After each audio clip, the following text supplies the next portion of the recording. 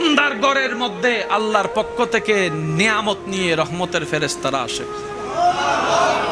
এসে ঘরের সামনে দরজায় দাঁড়িয়ে থাকে, রবের হুকুম মোতাবেক অপেক্ষা করতে থাকে।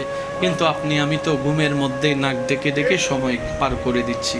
নির্দিষ্ট সময় থাকার পরে সে ফেরেশতা রবকে বলে, ইয়া রব, কার জন্য তুমি রহমত পাঠাইলা সে তো রহমত নিতে আগ্রহ দেখাচ্ছে না, কার জন্য তুমি দয়া করে নিয়ামত পাঠালা সে তো নিয়ামত নিতেও রাজি না, ঘরের দরজাটা পর্যন্ত খুলতেছে না, ঘরের দরজা পর্যন্ত খুলছে না, সে লাপের মধ্যে শুয়ে আছে, সেই রকম বিছনায় শুয়ে আছে, আজানটা দিয়ে তাকে তুমি স্মরণ করে দিয়েছো সে ভুলে যাবে বলে, তারপরও সে আসতেছে না।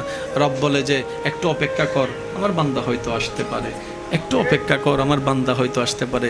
ফেরেশতা দাঁড়িয়ে থাকে, আসার তো কোনো খবর নেই। নির্দিষ্ট সীমা পার হওয়ার পর ফেরেশতা বলে, আল্লাহ এই নিয়ামত রহমত নিয়ে আমি এখন কি করব? রব বলে যে আমার বান্দা যেহেতু